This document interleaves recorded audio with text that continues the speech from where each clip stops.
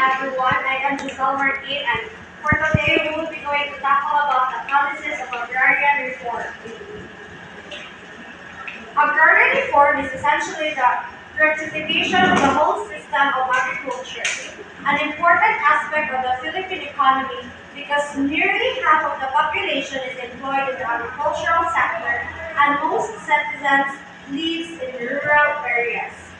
So agrarian reform is centered on the relationship between production and the distribution of land among farmers. It is also focused on the political and economic class character of the relations of production and distribution in farming and related enterprises and how these connect to the wider class structure. Through genuine and comprehensive agrarian reform, the Philippines would be able to gain more from its agricultural potential and uplift the Filipinos in the agricultural sector, who have been for the longest time suffering in poverty and discontent.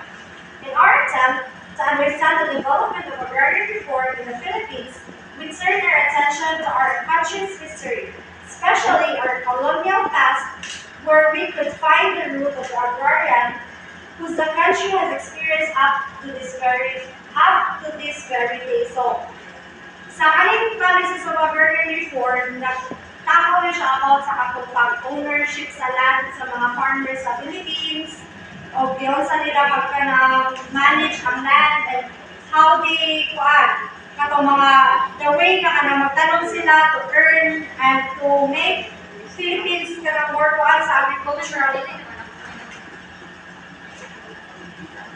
Next, land ownership in the Philippines under Spain. When the Spaniards colonized the country, they brought with them a system of pueblo agriculture, where rural communities, often dispersed and scattered in nature, were organized into a pueblo and given land to cultivate. Families were not allowed to own their land. The King of Spain owned the land and the Filipinos were assigned to this land to cultivate them. And they paid their colonial tribute to the Spanish authorities in the form of agricultural products. So, sa time na sa mga Spaniards, ang pamaagi sa pag-own o ng land sa Philippines, kay ang Filipino people, dili sila maka-own ng land nila ha. Wherein ang king sa Spain, siya ang land, siya ang naka-own sa land, pero mag-aside siya o mga Filipino farmers na mo cultivate ato, mo kanang manage ato nga land, pero wala dyan sa time sa mga Spaniards, wala kanang katungod ang Filipinos na maka-own o lahak o ganitong land. Later on, through the law of the Indies,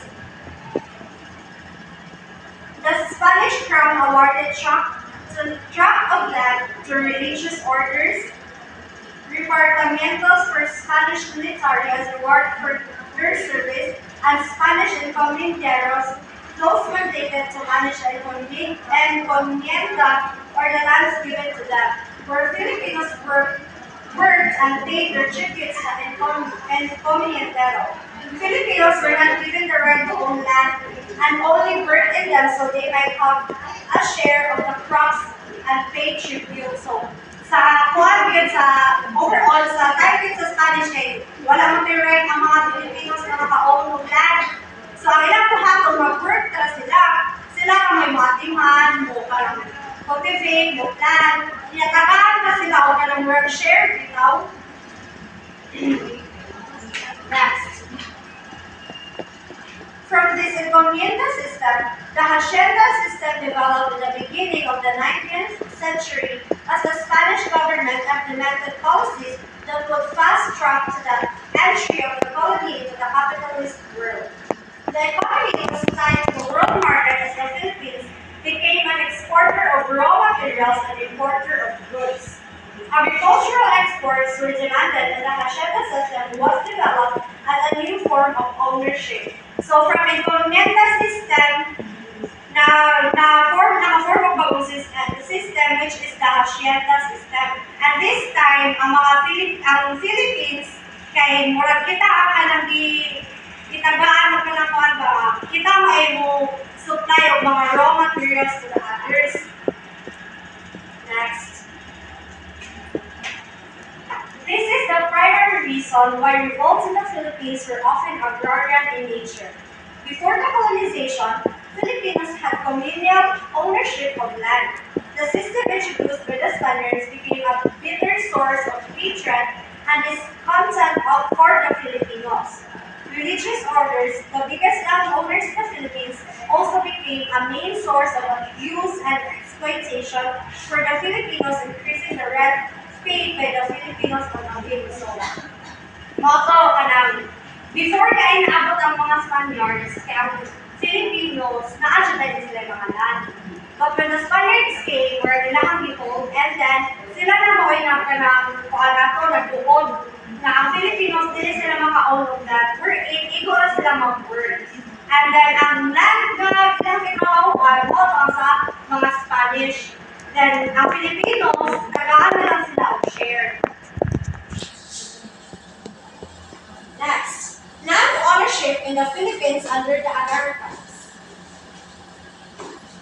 The Americans were aware that the main cause of social unrest in the Philippines was landlessness, and they attempted to put an end to the deplorable conditions of the tenant farmers by passing several land policies to increase the small landholders and distribute ownership to a bigger number of Filipino tenants and farmers. The Philippine Bill of 1902 provided regulations on the disposal of public lands. A private individual may own 16 hectares of land, while corporate landholders may have 1,024 hectares. Americans were also given rights to own agricultural lands in the country. The Philippine Commission also enacted Act Number 496, or the Land Registration Act, which introduced the torrent system to address the absence of earlier records of issued land titles, and conduct accurate land surveys. So, pag abot sa Americans, so aware sila nga ang issue diri sa kanang land ownership sa Philippines is ang mga Filipino people kay walay land or pagkakuan sa landlessness. So ang ilang na aim is to help us na kanang murag kuan bitaw na ang kanang conflict. Murag nagtuo sila nga makasolve sila ang like kanang aim is kanang matabangan kanila for that problem. But then, land ownership did not improve during the American period. In fact, it even worsened because there was no limit to the size of landholdings people could possess, and the accessibility of possession was limited to those who could afford to buy, register, and acquire fixed property titles. So, bisan pa man sa ilang aim nga kanang murag ilang help tungod atong conflict na landlessness, mas ni worse hinuon, mas ni grabe hinuon ang kanang situation sa katang Philippines during that time. Kay sa time sa Americans, mas ni kuan man siya kay ang magka-land lang hinuon kay katulad na ay mga kwarta ka maka-afford na mupalit, magpa-register sa yuta, o kanang magkuan o kanang mga property titles. So ang atong mga mag-uuma nga kanang ordinary people lang nga wala i-afford ana, wala na kung sila yung mga kuan na land. So next, the Sakdal or Sakdalista uprising was a peasant rebellion in central Luzon that lasted for 2 days. It happened during May 2 to 3 on 1935, and it was easily crushed by government forces then. But this historical event tells of the social inequality brought by the issues in land ownership and tenancy in the country. The Filipino word "sakdal" means to accuse, which is the title of the newspaper held by Benito Ramos, an rallied support from Manila and nearby provinces through the publication, which led to the establishment of the Partido Sandinista in 1933. So, ang galing po, galing Sakdal uprising, Mo na siya ang kanang rebellion sa katong mga taga Central Luzon. Dito sa Loyal. So, kaning sakdal or sakladista uprising, mo na siya ang rebellion na gi-form sa katong mga taga Central Luzon. And ang ilang gikuan din kay kanang ilang gikuan ba ilang gi-express ang kanang pagka social inequality bitaw sa ilang kuan like katong murag nag-rebel na bitaw sila kay kanang kanang para nila dili nagisakto ang pagpamaagi sa Americans sa pag-ownership sa lands before.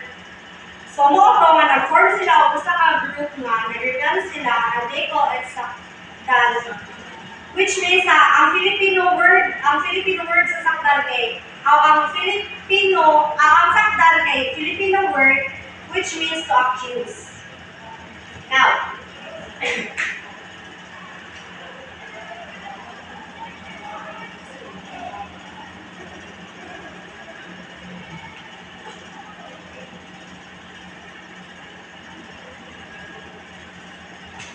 demanded reforms from the government such as the abolition of taxes and equal or common ownership of land. Among others, they also opposed the dominant nationalista party's acceptance of gradual independence from the United States and instead demanding immediate severance of ties with America. For a new party with a small cloud, they did well with the 1934 general elections, scoring 3 seats in the House of the Representatives and several local spots. This encouraged them to attempt an uprising in 1935. Upon being crushed, Ramos fled to Tokyo and to Partido Sacrista collapsed. So, pag 1935, katong President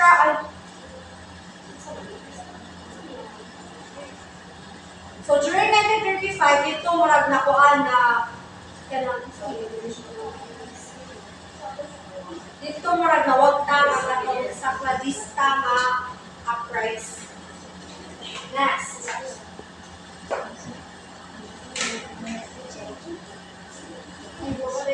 So, during the years of the Commonwealth government, the situation further worsened as peasant uprisings increased and landlord-tenant relationship become more and more disparate. President Quezon laid down a social justice program focused on the purchase of haciendas, which were to be divided and sold to tenants. His administration also created the National Right and Court Corporation, or so-called NAREC, to assign public defenders to assist peasants in court battles for their rights to the land and the Court of Industrial Relations to exercise jurisdiction over disagreements arising from landowner-tenant relationship. The Homestead Program also continued through the National Land Settlement Administration, or the NLSA. Efforts toward agrarian reform in the Commonwealth failed because of the many problems such as budget allocation for the settlement program and widespread peasant uprisings. World War II put a halt to all interventions to solve this problem as the Japanese occupied the country. So, over the years, ang Commonwealth government kay nagkuhan sila ang situation ko kay mas grabe man. So, ang gibuhat ni President Quezon, nagkuhan siya o nag-seek siya for justice atong pagkitabuan. So, ang iyang gibuhat, nagkuhan siya, nag-purchase siya o mga hacienda. Nagpalit siya mga hacienda, iya itong divide, niya iya ko ibaligya sa kanang mga lands, sa kanang mga gagmay, sa kanang mga kuhan o mga lands. And then dito na tayo na-form ang katong land. And that would be all.